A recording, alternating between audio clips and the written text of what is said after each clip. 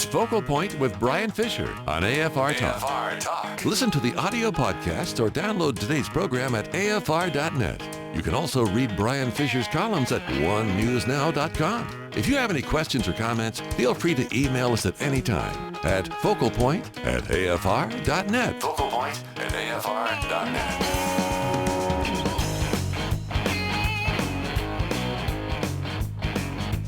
Hi, and welcome back to Focal Point, AFR Talk. Brian Fisher is my name. This is Focal Point, the home of muscular Christianity on conservative talk radio. Glad to have you in the conversation. Honored to welcome back to our decision maker line, Cal Beisner. Dr. Beisner is the national spokesman for the Cornwall Alliance for the Stewardship of Creation. Frequent guest on this program, kind of our guru on all things that have to do with the stewardship of the planet that God has entrusted to our care. Cal, welcome back to Focal Point.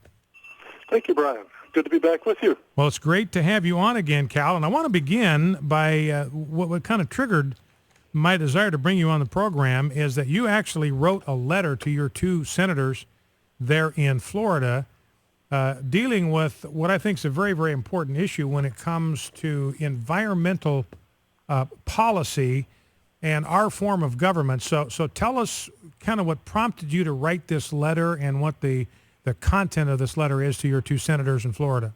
Well, I did indeed. And of course, I write that letter simply as a citizen, not particularly as the spokesman for the Cornwall Alliance, although it's through what I've learned for Cornwall Alliance that I've learned the things that needed to be said to not just my senators, but my congresswoman as well. But what it is that, of course, President Obama last week gave a major talk on climate change policy. And in that talk, he called for severe reductions in carbon dioxide emissions as a way of trying to fight global warming. And as I pointed out to both Senators Bill Nelson and Marco Rubio and to Congresswoman Debbie Wasserman Schultz, this act by the president represents a breathtaking expansion of executive branch power at the expense of congressional power. You know, this is not a partisan issue. It's not because I disagree with the president on the magnitude of climate change, or because I think reducing U.S. carbon dioxide emissions would be a futile act as a means of preventing future global warming, though in fact that's true. Even if the United States were to achieve all that President Obama wants to achieve, we would only reduce warming by about 53 ten-thousandths of a degree Celsius by the year 2100. And it's not because implementing the president's policies would harm America's poor by raising energy prices, though that is also the case. But it is solely because of my concern for defending the authority of Congress under the Constitution. The president wants to enact by executive fiat, working through the Environmental Protection Agency and the Department of the Interior and the Energy Department, policies that Congress has refused to adopt because Congress knows the people don't want them. This is why cap and trade failed. This is why a carbon tax has not managed to come to the floor in either house of Congress. It's just not going to come that way, and the president wants to just sidestep all of that and take it all into his own hands, as he's done on so many other things, issuing executive orders. So your concern here, you've got legitimate concerns and complaints about the kind of policies he wants to put forward. As you pointed out, if he got everything he wanted, it still would make an infinitesimal impact on global temperatures, and it's going to be hard on the poor. It's going to raise the cost of energy. Right. But the specific concern that you're expressing in this letter has to do with separation of powers and Yes. our form of government. And that seems to me to be a very legitimate concern, because that would apply not just to environmental issues, but generally across the board, where we seem to have a president that is governing in a lot of cases by fiat rather than implementing the will of the people through their elected representatives. Exactly. You know, our Constitution makes it the task of Congress to make laws. It does not permit the executive branch to make laws. So Congress makes laws, and then the executive branch does what its name implies. It executes those laws. Well, when Congress refused to pass cap and trade, or cap and tax, as I prefer to call it, the president said, well, there's more than one way to skin a cat. And he determined that he was going to use the EPA and other executive branch agencies to force through the kinds of policies that Congress refused to adopt. And essentially what he's doing is he's doing an end run around the American political process of government by consent of the governed. The Congress is the most democratic arm of our government. Every 2 years, we elect every single one of the 435 representatives, and every 2 years we elect a third of the senators. That's democracy in action. And that's the way we ensure that policies actually represent the desires of the public. Obama's just doing an end run around that. He's expanding executive power in a way that even Richard Nixon didn't come anywhere near this back in the 70s. And in those days, liberals, Democrats were very upset about what he was doing. Well, this dwarfs anything that he did.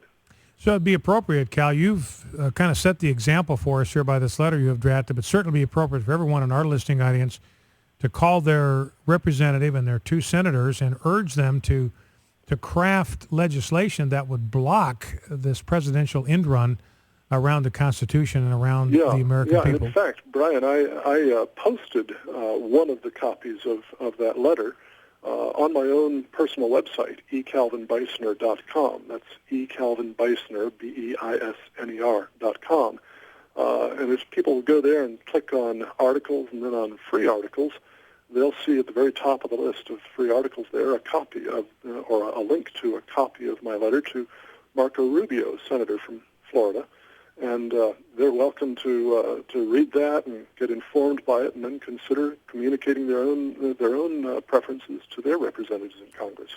Cal, while I've got you on the program, I'm talking here with Cal Beisner, who is the national spokesman for the Cornwall Alliance for the Stewardship of Creation. We've seen these devastating wildfires out in the West, the tragic deaths of these 19 firefighters in Arizona. Our hearts and prayers certainly go out to their families at this time. But looking at an article here from the Washington Times that indicates in some ways, you know, your organization is the Cornwall Alliance for the Stewardship of Creation. And what's happening here in the West, and one of the reasons why these forest fires burn so intensely and burn so hot is really because by government policy, we have been prohibited from exercising stewardship of the forests, and that's what makes these forest fires even more intense and more dangerous. Exactly. In fact, although some people will claim that the number and intensity of wildfires have been growing over recent years, along with global warming, the truth is that there is not a good correlation there. But instead, our policy now is that we simply leave wilderness areas, we leave forests, national forests and the like, we leave them alone, and instead of clearing out dead underbrush, which is what provides so much fuel for these fires to burn so hot and so rapidly, instead of clearing them out, we just leave it there. And the result is the kind of fire that killed the 19 firefighters in Arizona this past week. It's a tragic situation, and basically it comes from the notion that human beings should not interfere with natural processes in the earth. We should just let it go as it will, and that's an unbiblical understanding. The Bible says that we are supposed to fill and subdue the earth and have dominion over everything in it. We can actually improve the natural world around us through wise, careful stewardship. We're supposed to be working, as I put it, toward godly dominion, which means enhancing the fruitfulness, the beauty, and the safety of the earth to the glory of God and the benefit of our neighbors. Well, we didn't do that in our policies to let the underbrush build up in these national forest areas. We did the opposite. We made it less safe. We made it less fruitful.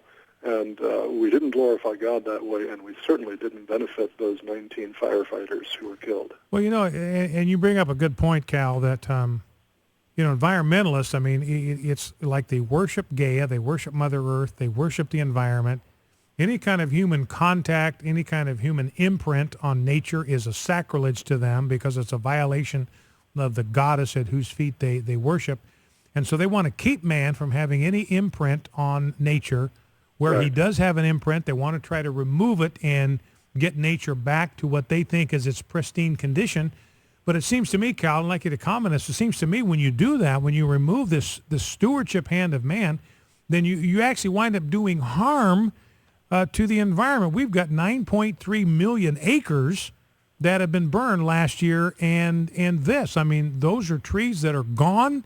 Environmentalists are all concerned about greenhouse gases going into the air, astronomical pollution and soot going into the air. So it seems to me that if environmentalists were thinking clearly, they would want man to manage the forest because they would want to protect the environment. Yeah, and, Brian, it's a strange thing, too, because the environmentalists tend not to have a biblical worldview, so they don't have room in their basic worldview for the biblical doctrine of sin, and yet they seem to think of human beings as nothing but consumers and polluters, only a danger, a hazard to the natural world. Instead, a biblical worldview says that we're made in God's image. Yes, we've fallen into sin, and therefore we can, in fact, do harm to the natural environment, but we also have still the image of God in us, and we have God's instruction in Scripture and in the natural revelation of the world around us, and he equips us to be able to understand it and to begin to be better and better stewards of it. That's biblical dominion, godly dominion over the earth. And if environmentalists really want us to take better care of the earth, they ought to be affirming the image of God in us. They ought to be affirming our role as stewards of the earth rather than denying it. Talking here with Cal Beisner, the national spokesman for the Cornwall Alliance for the Stewardship of Creation. And Cal, tell folks how they can get more information about you and your organization. Well, cornwallalliance.org. cornwallalliance.org is the place to go. We publish a weekly email newsletter. There are hundreds of documents on our website, educational documents. We have a book, a set of DVDs, various other products available to educate people. Excellent for use in churches, in homeschools, in private Christian schools, and various other settings. So cornwallalliance.org. Well, Cal, as always, very, very informative. Thank you for taking time to be with us, and God bless you, my friend. Brian, thanks very much to you, and God bless you, too.